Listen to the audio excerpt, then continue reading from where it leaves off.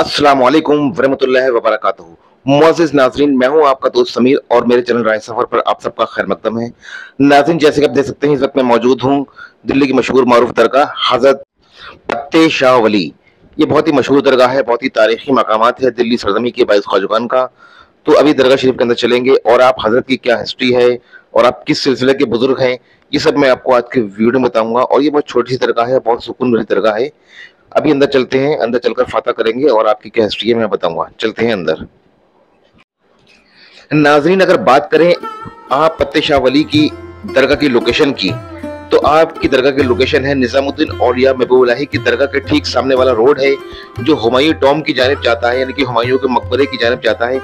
हुमायूं मकबरे से बराबर से ही आपका सीधा रोड गया है, यानी कि जब आप निजामुद्दीन औलिया महबूबुल्लाही के चिल्ला शरीफ की जानिब जाएंगे तो उससे पहले पड़ेगी आप हजरत की दरगाह। नाज़रीन, अगर आपके मुकम्मल नाम की बात की जाए तो आपका जो असली नाम है वो है हजरत ख्वाजा शम्सुद्दीन औतात रहमतुल्लाह ताला अलैह। जी हाँ, हजरत ख्वाजा शम्सुद्दीन आपका मुकम्मल नाम है और पत्ते शाह वली के नाम से आपको जाना जाता है। इसके पीछे भी क्या वजूहात है मैं आपको वीडियो में बताऊंगा। नाज़रीन, जिस वक्त आप बुजुर्गी पर थे, आप तमाम उलूमों से वाबस्ता हो चुके थे और लोग आपसे फैज हासिल करते थे, तो उस जमाने में हजरत ख्वाजा निजामुद्दीन औलिया महबूबुल्लाही देलवी तमाम उलूम सीख रहे थे और अपनी जवानी में थे, यानी कि आपका जमाना निजामुद्दीन महबूबुल्लाही से बहुत पुराना है। जी हाँ, आप इस जंगलात में रहा करते थे। आप अभी भी देख सकते हैं कि चारों तरफ पेड़ ही पेड़ हैं और सन्नाटा है। इसी सन्नाटे में आप हजरत ख्वाजा शम्सुद्दीन और पत्ते शाह वली यहाँ पर बैठ के चिल्ला कशी किया करते थे, इबादत किया करते थे अल्लाह सुब्हानहू व तआला की। चारों तरफ आपके पत्ते ही पत्ते थे, तो इस वजह से, इस निस्बत से आपको पत्ते शाह वली कहा जाता है। और जहाँ पर आपकी कब्र मुबारक बनी हुई है, उस जगह पर एक पेड़ भी है, जिस पेड़ के नीचे आप बैठकर इबादत करते थे।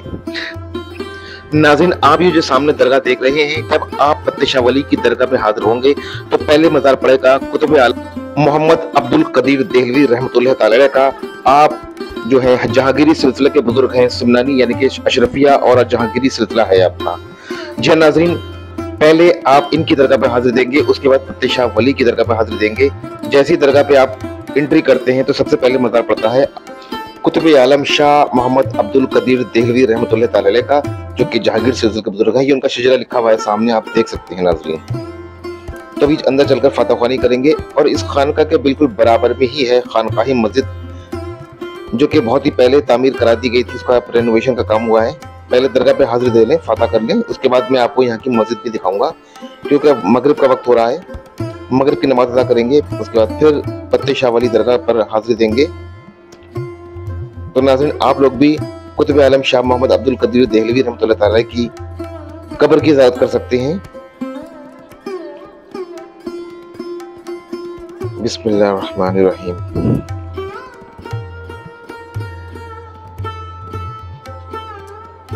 माशाल्लाह, काफी सुकून भरी दरगाह है और काफी सुनसान एरिया में बनी हुई दरगाह है ये। जी नाज़रीन, ये देखिए, आप कुतुब आलम का शजराए नसबनामा यहाँ दीवार पर लिखा हुआ है, आप देखते हैं, पढ़ सकते हैं।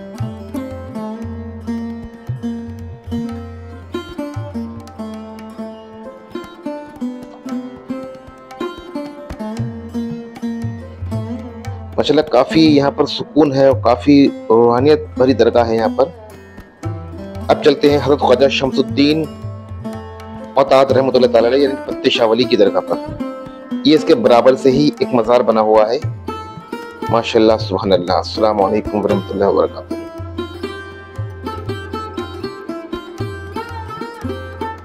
ये देखिए, ये मज़ार है हजरत ख्वाजा कुतुबुद्दीन औतात रहमतुल्लाह ताला अलैह का।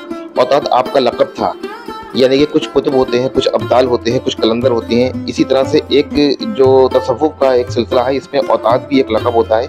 आपको औतात लक़ब मिला था। आपसे बहुत सारे औलियाओं ने फैज़ हासिल किया है और आपकी जो कब्र मुबारक जहाँ पर बनी हुई है, उसी जगह पर आप बैठकर इबादत किया करते थे। और उसी कब्र के बराबर में ही एक बहुत ही पुराना पेड़ है, जिसकी उम्र तकरीबन 750 साल से ज़्यादा की है। वो पेड़ आज भी कायम है, उसको मैं अभी आपको दिखा रहा हूँ।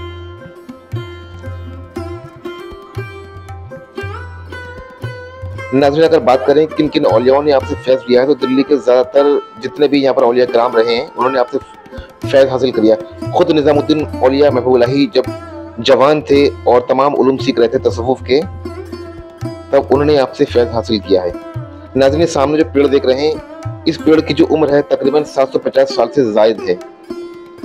जी हाँ, इसी पेड़ के पास बैठकर ही आप इबादत क्या करते हैं। और इस पेड़ की तासीर ये है कि इस पेड़ का पत्ता जो भी बीमार है दुआ पढ़कर अल्लाह का नाम लेकर खाएगा तो उसको शिफा मिलती है। किसी को खुजली होती है, फोड़ा फुंसी हो जाती है, वो यहाँ के पत्ते ले जाता है, दवा बनाकर इसको पीता है या अपने जिस्म पर लगा लेता है पीस कर, तो उसको शिफा मिलती है। नाज़रीन, मैं आपसे बता रहा था कि हज़रत ख्वाजा निज़ामुद्दीन औलिया महबूब-उल-इलाही देहलवी ने आपसे फैज़ हासिल किया है, लेकिन दोनों के सिलसिला मुख्तलिफ हैं। ख्वाजा निज़ामुद्दीन महबूब-उल-इलाही देहलवी का सिलसिला है चिश्तिया है, जबकि हज़रत ख्वाजा शम्सुद्दीन औताद रहमतुल्लाह अलैह का जो सिलसिला है वो सोहरवर्दिया है।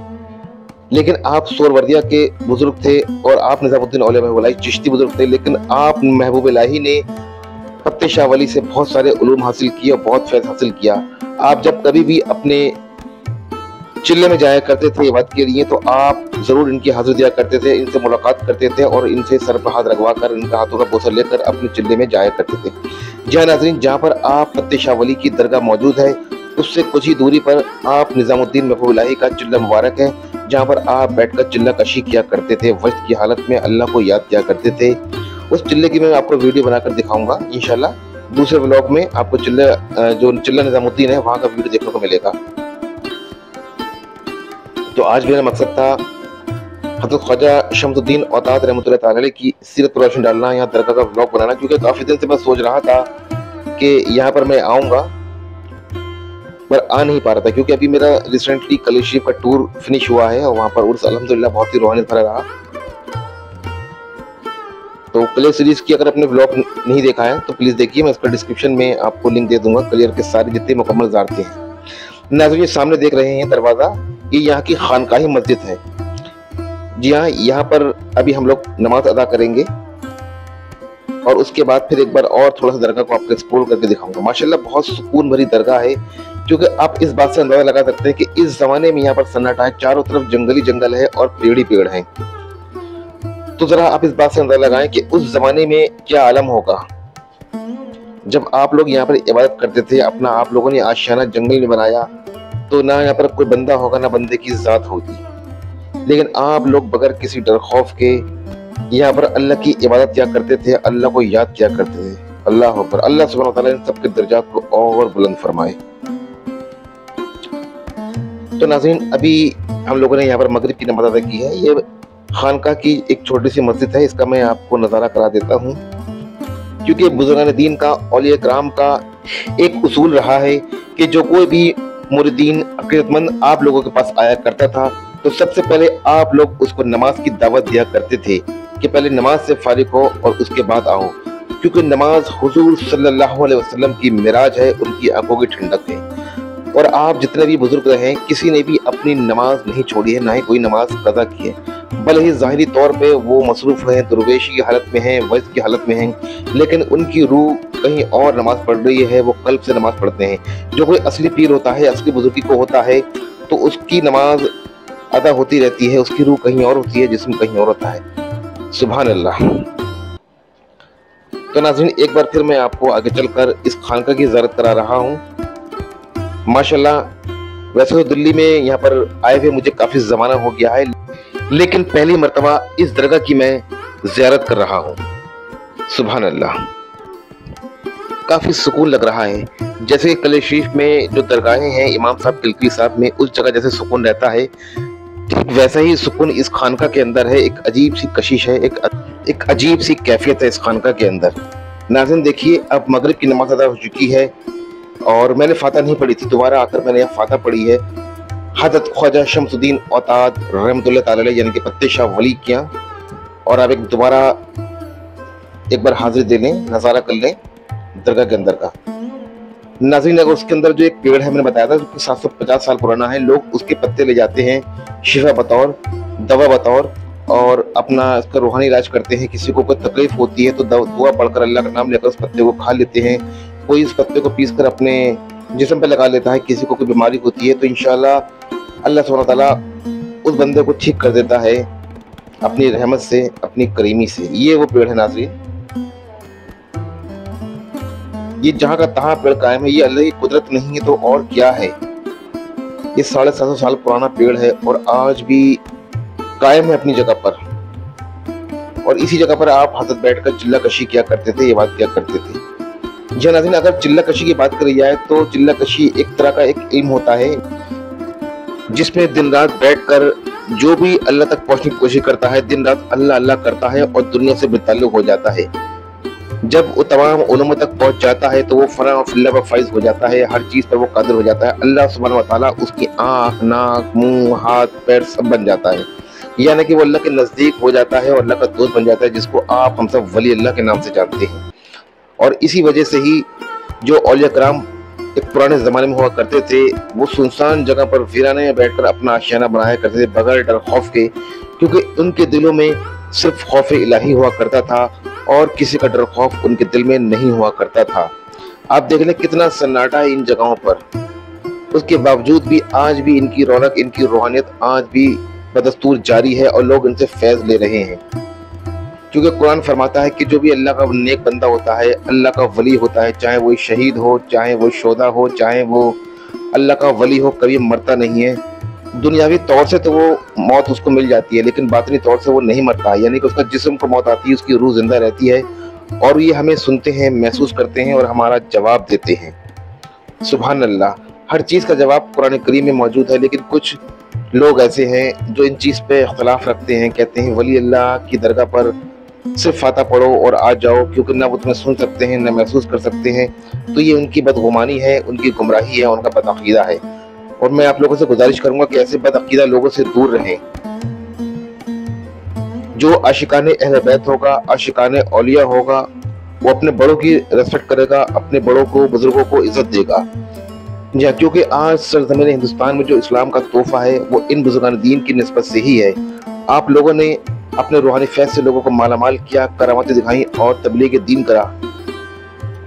नाज़रीन, अगर बात करी जाए आप ख्वाजा शमसुद्दीन औताद रहमतुल्लाह तआला अलैह की कि आप कहाँ से आए थे और आपका गांव कौन सा था, तो ज़्यादा कुछ हिस्ट्री इनके बारे में मिलती नहीं है। क्योंकि मैंने 2-3 लोगों से पूछा तो कोई इसमें मुझे पुख्ता जवाब नहीं दे पा रहा था। कोई कह रहा है कि आप बगदाद से तशरीफ लाए थे, कोई कह रहा था कि आप उज़्बेकिस्तान से आए थे।